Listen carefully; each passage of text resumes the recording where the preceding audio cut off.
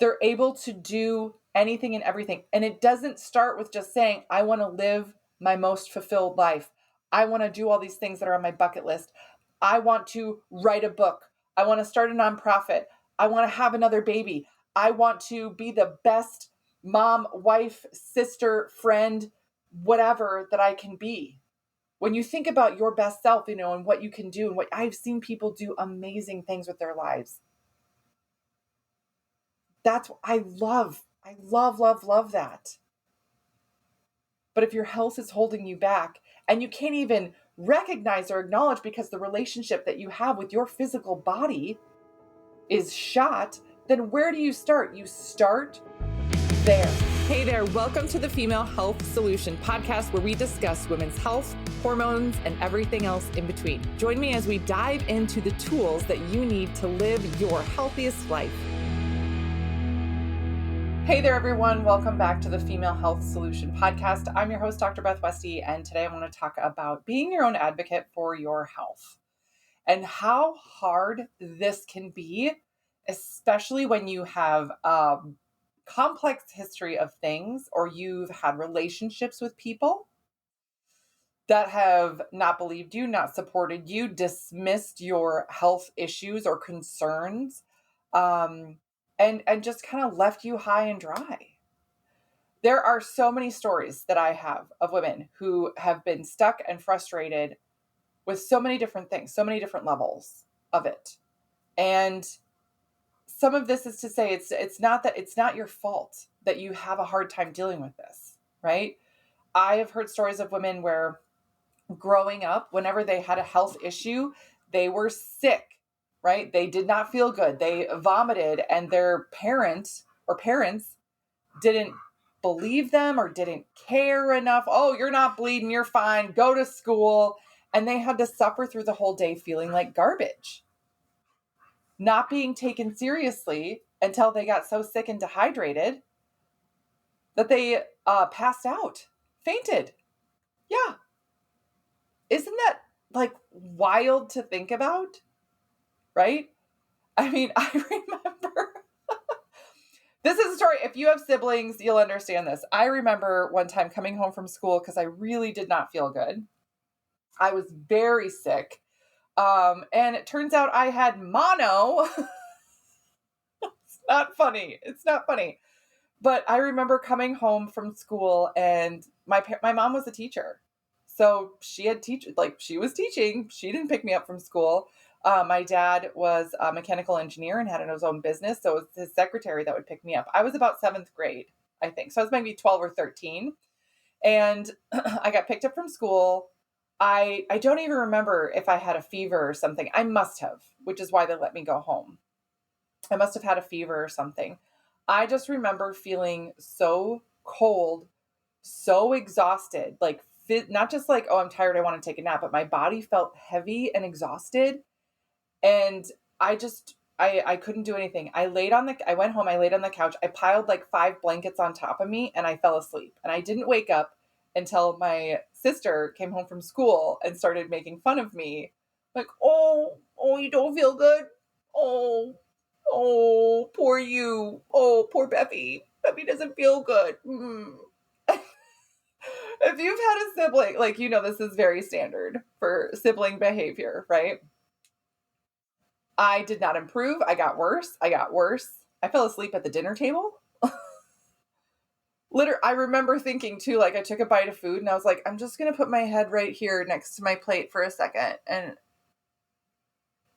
just so I can take another bite because I was so tired. Yeah, I had mono. I know I'm laughing about it. It's not funny. But a lot of people have things like that where somebody teased you or made fun of you for not feeling good. And then there's also other issues in relationships. If you've been in a romantic relationship with someone, a boyfriend, a girlfriend, or something, and they were just not supportive of you or not helpful, there's this whole kind of stigma around like husbands gets a man cold, a husband cold, and they're dying, and a mom has a cold and you can't even tell. Yes. My husband is no exception. yet when I am sick, he really advocates for me because I really have a hard time acknowledging that I am sick or ill or there's something wrong, right? If you've not listened to my whole spider bite story where I got bit by a brown recluse, yeah, he's the one that made me go to the doctor in the hospital. And I needed to. I should have gone like 2 days earlier. But there's a lot of people that exist and have these things because people have not believed them. Like I was not allowed to stay home from school unless I was like bleeding out. If I threw up, get on the bus, get to school, right? And it wasn't unless I was so sick or like got sent home from school that I left school. That was just the rules. And I was not alone in that. There was a lot of kids that had that rule, but not being believed for a lot of issues that you had or suffered from, being told to sweep it under the rug or ignore it or push through it, that type of a thing. Athletes oftentimes are raised with this. Oh, you sprain an ankle, tape it up and get back in the game, right? Suck it up. Suck it up, buttercup. Get back in there. What that does is teaches us to ignore our own bodies as we get older. And oftentimes women are so prone to not doing anything about their health, about their pain, about their issues, unless it starts impacting somebody else. Again, I have so many stories of women that have been in a relationship, right? They're married and they get really ill or something happens. And 9 times out of 10, if it's a chronic illness or something, their spouse, their husband takes off. You can Google the stats on this of women, when women get diagnosed with cancer, a large percentage of the time, their husbands will divorce them. That is not the same case if a husband gets cancer. Women do not divorce them. Now, I'm not saying this is everybody, but these are generalities that lead to this toxic place that we have, this toxic relationship that we have with ourselves, and being able to really advocate for our own health. So why this is so important to realize, one, and then figure out what to do about it, two, is because if you do not even recognize that there's an issue because you've been gaslit so long, or you've been programmed to ignore your own body signals. Oh, my stomach hurts. Oh, I'm bloated. That's normal. That's normal for me. My period really hurts. Well, that's just what it is. The number of women that I have heard from that say they go to the doctor and they have really, really painful periods, really painful periods. And the doc's like, yep, welcome to being a woman. That's it for you. Good luck with life. Sucks to be you, I guess. I'm sorry, what? Excuse me? No, no, no. There are so many other things that you can do. So many other markers to look at, so many other things to dive into when you have a really painful period. That's not normal. No, thank you. No, thank you. Nope. The number of women that go into, and again, you can Google this stuff. They go in for an appointment because they have pain and they are prescribed an anti-anxiety or anti-depression medication versus help with the actual pain.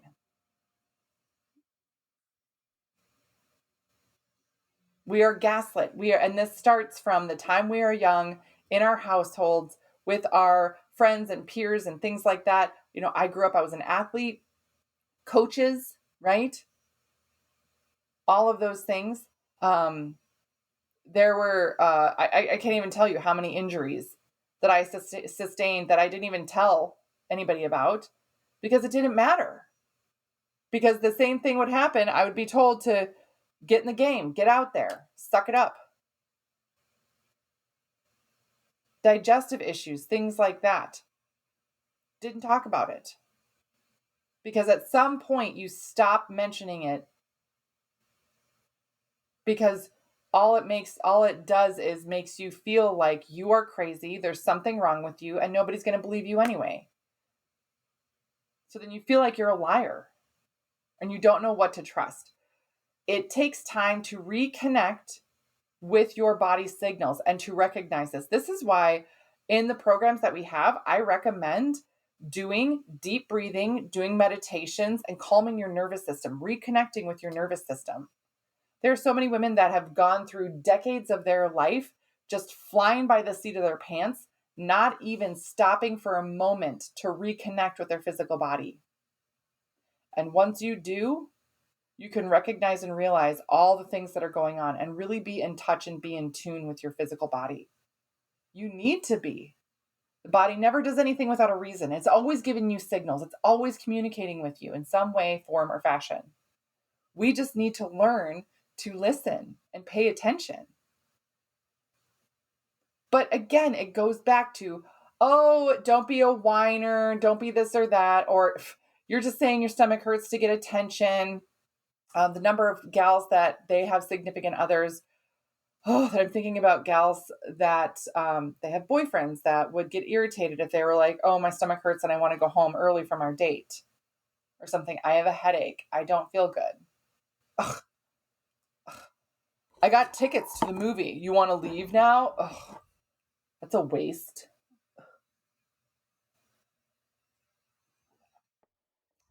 What does that say about you? Right? What does that say? How does that make you feel if someone has said that to you? Especially if it's a romantic partner or a parent or somebody who's supposed to be taking care of you or somebody that you count on to be in some type of partnership with you and to care for you at different times. Learning to reconnect and listen to your body is one thing. The second thing is doing something about it. One of the reasons that we do hormone testing, Dutch testing, that we do GI maps, things like that. And one of the reasons that they are so powerful and such powerful tools for women. And the number one thing I hear again and again and again from women is, oh my gosh, this is exactly how I was feeling. This is exactly, I don't feel crazy anymore. I don't feel crazy anymore. I'm like, you should have never felt crazy in the first place. Yeah, I had these blood labs run, but they said it was all normal. I just don't feel normal. Get a different lab. Blood does not show thing. It is not the best way to test your hormones. It's urine. It's a Dutch test. That's what shows you what your system's really doing. Yeah. So to have those tools available, to have that proof, black and white on the page, you can't fake numbers. Numbers don't lie. And when we see those numbers on the page and you say, holy crap, this is why I've been feeling like this. Yes. Yeah. It gives you that proof and validation. The number of women that I have worked with that take their Dutch report, show it to their husbands or boyfriends, significant others, and say, this is why I'm so exhausted. Stop trying to tell me to just work out and then I'll get more energy if I work out more. My adrenals are tanked. They're crashed. I don't have energy. I have to do something different to get energy back, not push myself harder. Stop telling me that. The number of gals that they show it to their boss. Yeah. It gives you the knowledge and information to really make a step forward. Again, first is realizing, okay, I need to work on this connection. And that can be an ongoing process. And again, I'll be the first to admit, I still have to work on that myself. I'm in my 40s now, and I'm still trying to reconnect with my physical body overall. I have a lot of stories of myself, of health issues that I ignored for a really long time, pushed through, didn't let them land because I was like, I'm not sick. I can't be sick. There can't be anything wrong. I'm fine. I'm fine. Don't worry about it. I can handle it. I can push through anything. But do I need to? No. And I'm doing more damage by doing that. So I'm still not great at it myself, I know. But working on that while having the labs to show you and improve the relationship that you have with yourself, to trust your body and then to trust your intuition and really realign with how you're feeling and functioning. That's one of the greatest joys that I have in the work that I do. Women that start to function better and feel better, and they have an enormous shift in how they feel. They're able to do anything and everything. And it doesn't start with just saying, I want to live my most fulfilled life. I want to do all these things that are on my bucket list. I want to write a book. I want to start a nonprofit. I want to have another baby. I want to be the best mom, wife, sister, friend, whatever that I can be. When you think about your best self, and what you can do, and what I've seen people do amazing things with their lives. That's what I love. I love, love, love that. But if your health is holding you back and you can't even recognize or acknowledge because the relationship that you have with your physical body is shot, then where do you start? You start there. You start with listening to your body and really admitting, okay, yes, I am exhausted all the time. I have brain fog and I don't feel good. Something's off, something's out of whack. Then you actually do a test to get you that data. You do the right testing to give you the data that you need to move forward. One, to show you that you're not crazy, that there is something there, and that we're going to do something about it. Yeah. And then start moving down that path and giving your body the time it needs. Working with your system, not expecting things to turn around in 30 days if you've had a problem for 10 years, right? Give your body time. Amazing things can happen. That's going to improve your relationship with yourself, allow you to set boundaries that you need set around your health, right? And improve the relationship that you have regarding other people. You're not going to walk into a doctor's office and be gaslit again and have somebody tell you, yeah, you're just tired. Oh, that's normal. That's fine. Don't worry about it. Whatever. Okay. Right? You're going to be able to advocate for yourself. I mean, I will never forget. I was, 6 weeks postpartum with my first child. So I was 25. I was in graduate school. And I went in for my 6-week appointment, and I had had a C-section. They checked me. They said, how are things going? Blah, blah, blah. How are you feeling? And I was like, I am really tired. Now, they should have asked more questions. Like, looking back on it, they should have asked more questions. This is someone who, I mean, I, I can be tired. Like, I never complain about being tired, right? I was a 3-sport athlete in high school. I played sometimes 3 sports in the same day, right? In college and undergrad, I would pull an all-nighter once a week. Why? To get all my labs done, to keep my grades up. I was on Dean's list. I was an excellent student. And here I was in grad school, doing well overall, but I had a baby, and all of a sudden I felt like I was trying to run through molasses. I couldn't move. I couldn't think. My arms hurt. Like, I had a hard time carrying my son. And so when I said I was tired, I didn't just mean like, oh, I want a nap. Like, my body's tired too. I didn't know how to articulate it, right? But I said, yeah, I'm feeling really, really tired. And they said, oh, yeah, you're a new mom. That's normal. He was a great baby. He slept for 4-hour chunks at a time and then would eat and then sleep again. So I was getting about 8 hours of sleep, not all at once, but I was getting 8 hours of sleep at least, throughout the evening, night, and into the morning. And I was exhausted.